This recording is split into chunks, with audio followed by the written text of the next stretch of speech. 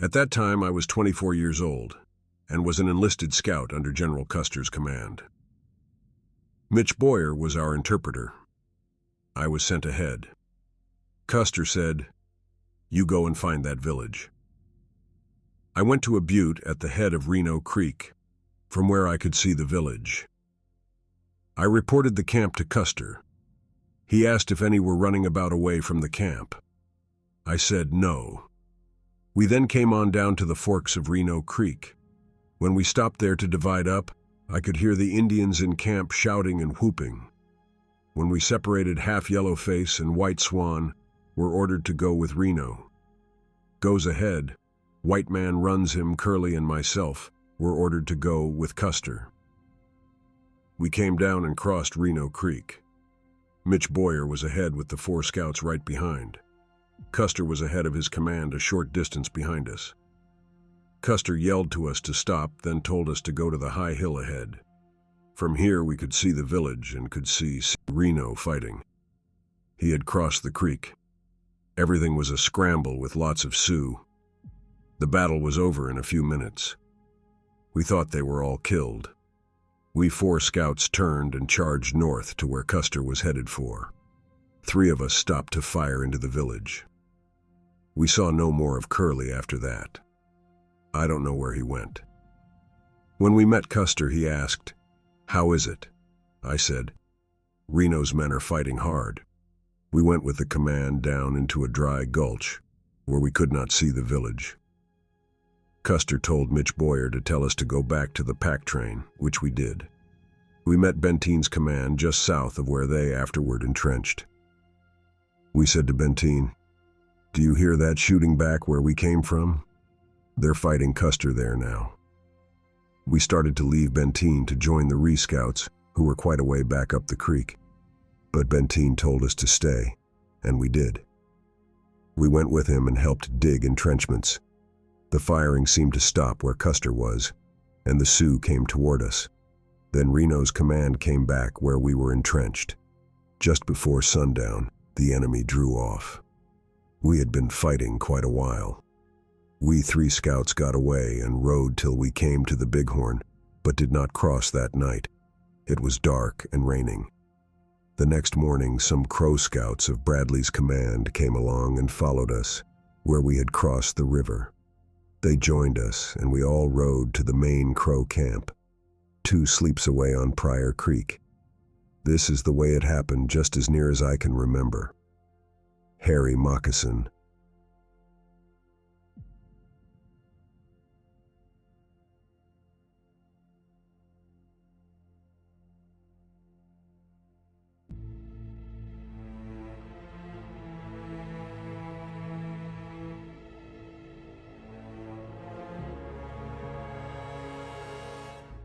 I discovered almost hidden the dead body of an Indian. I did not go up close to it, but I could see the scalp was gone. That puzzled me. Could this be a Crow or a Shoshone? I had not known of there being any Indians belonging to these soldiers killed here. As I stood there looking, it seemed there was something familiar about the appearance of that body. I backed away and went to find my brother Yellowhair. We 2 returned to the place. We got off our horses and walked to the dead Indian. We rolled the body over and looked closely. "Yes, it is Lame White Man," my brother agreed. We called other Cheyennes. Several of them came. All of them promptly confirmed our identification. All of us were satisfied some Sioux had scalped him or maybe had killed him, finding him in among the soldiers and supposing him to be a Crow or a Shoshone belonging to them. We knew he had gone with the young men in their charge upon the soldiers there. Perhaps he had gone farther than the others and was killed on his way back to us, the killer mistaking him for an attacking enemy Indian. A bullet had gone in at his right breast and out at his back. He also had many stab wounds. He was still dressed in his best clothing, none of it having been taken. The Cheyennes never made any inquiries among the Sioux concerning the case. We just kept quiet about it. A dead Unkpapa Sioux received something of the same kind of mistaken attention given to our Lame White Man. The dead Sioux was mixed in with dead bodies of the soldiers. An Arapaho and a no-clothing Indian supposed him to be a Crow or a Shoshone belonging to the white men fighters. They jabbed spears many times into the body. They were much embarrassed when they realized their mistake. Wooden Leg.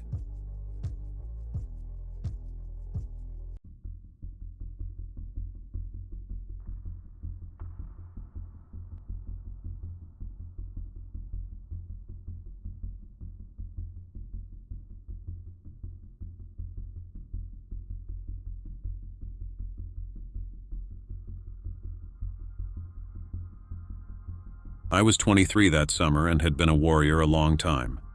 Another hunk papa named Gray Eagle and I were Sitting Bull's special bodyguards. It was our duty to watch him and see that he had protection.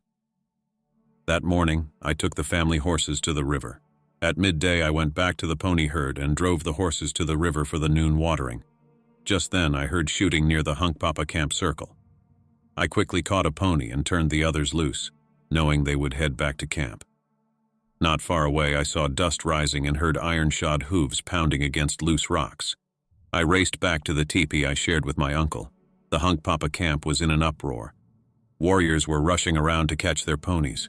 Women were screaming, children were crying, and old men were shouting advice as loud as they could.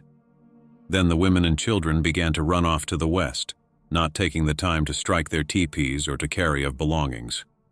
I reached the teepee ahead of my uncle. I grabbed my old muzzle loader and quickly checked it. Just then, Sitting Bull entered the teepee and took the old rifle out of my hands.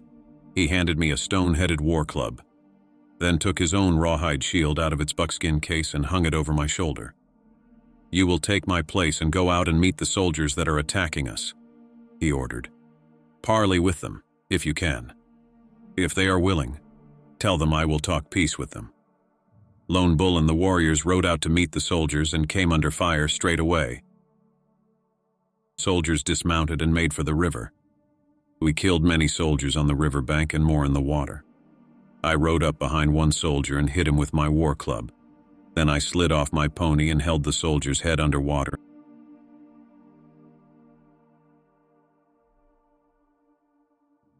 My name is One Bull.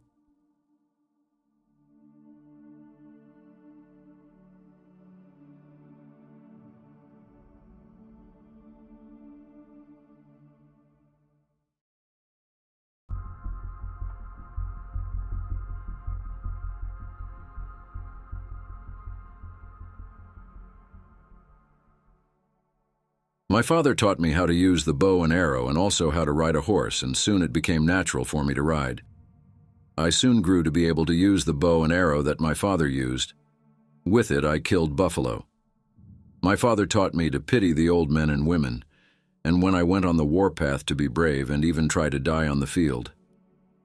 My father also taught me that it was better to go on the field of battle and have my body filled with arrows from the enemy, and die on the field and let the wolves come and eat up my flesh and bones, rather than be wrapped up and buried in some high tree.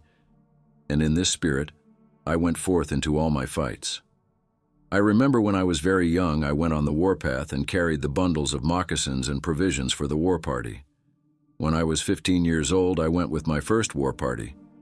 The snow was very deep and hard so that the horses slipped around. We charged upon the Assiniboines. I remember when we charged the camp, we found one Indian down in the creek trapping foxes. We did not know he was there. As soon as he saw us, he ran toward his own camp, and I whipped up my horse and ran after him. The enemy came out with guns and bows and arrows. I ran the man clear into the midst of the smoke. I came back without even myself or my horse getting hurt.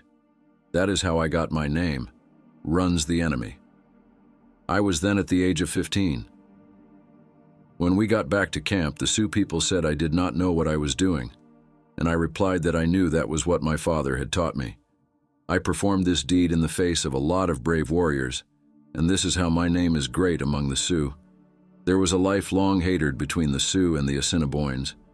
My father was wounded by the Assiniboines, and I made up my mind I was going to do something to that tribe. I have been in about 40 battles altogether, rather insignificant some of them, but about 10 great battles. When I was about 18, a band of Sioux, including myself, went down to the Black Rees. They greatly outnumbered us. We attacked them, but did not kill any of them. They pursued us a long way, killing 5 of our number. My horse was hit with an arrow, and I jumped off, and while I was running, I was shot through the ankle with an arrow. The enemy surrounded me. My own friends had gone on. I crossed my wounded ankle over the other foot and defended myself as best I could. I looked at the ground and the sky and made up my mind that this was my last day. Just at this moment, while I was surrounded by my enemies, one of my friends was brave enough to come back. He rode into the midst of our foes and put me on the back of his horse, and we rode away in safety. Let me tell you about the other wound that I received. In one of the late battles that we had with the tribe of Black Reese in 1874, I was shot through the thigh, a ball also going through the forearm, and breaking the bone. I will tell you about my connection with the Battle of the Rosebud. With my war party, I joined the Sioux camp on the Rosebud River. We camped first at Lame Deer. When I arrived at the Sioux camp at Lame Deer, we were near the Cheyenne camp, and the Cheyennes had built a big bonfire. They were singing and dancing around the fire. I was told that there were some Cheyennes that had reached camp that day or the day before from the Black Hills, and they brought the news that the soldiers were coming. The reason for the campfire and the dancing was to pick out the bravest of the Cheyennes and send them back to find out the location of the troops and bring back word. The campfire was so big and so bright, and the dancing and shooting so boisterous that I went over to the Cheyenne camp to see for myself. And I saw them choosing the braves for this scouting duty. The scouts must have numbered 10. They started right off on their mission. The next morning we broke camp and came over the hills. We camped about half a day's journey from the Custer battlefield. That night after we camped, there was no news, and I went to bed and went to sleep. The next morning I was awakened by firing, and the report came to me that there was going to be trouble, for the troops were coming. Almost at once, everybody who could ride a horse or hold a gun mounted his horse and rode away to meet the troops. The Cheyenne scouts led the way. It was not very long until I heard the report of rifles over in the gully. After the report of the guns, we heard a cry from the hilltop. An Indian was on the hill crying as hard as he could, telling us to make the charge at once. Then one of their number was killed outright. The occasion of the shots was that 4 or 5 of our Sioux had gone around us and had gone into the soldiers' camp and stolen some horses, and the soldiers were firing at the horse thieves. 4 of them escaped, 1 being killed. This was the screaming we heard. We no sooner heard it than we made a dash. I cannot tell you the number of our Indians. There were the different bands of the Sioux and the entire tribe of the Cheyennes.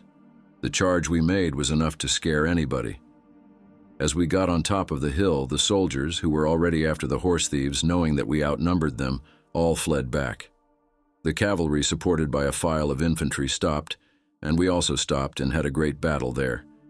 We simply circled them and did not give them a chance to charge, as we greatly outnumbered them. We killed a great many soldiers, shot down a good many of their horses, for there were lots of them lying on the ground, wounded and dead. This battle the Indians called the Battle of the Wolf Mountains, known to the soldiers and the Crows by this name, and to the Sioux as the Battle of the Head of the Rosebud. The general sentiment was that we were victorious in that battle, for the soldiers did not come upon us, but retreated back into Wyoming.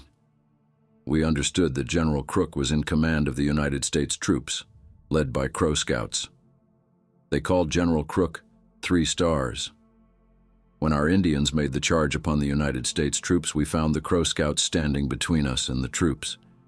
If it had not been for the Crow Scouts, we would have charged right through to the soldiers. The Crow Scouts were in between us and received the fire from both sides. After the battle ended and the soldiers went, we got home to our camp without any fear. We spent the whole of the next day in camp at the Little Rosebud, and the day after we came over onto the plains by the Custer battlefield. Runs the enemy, Sioux.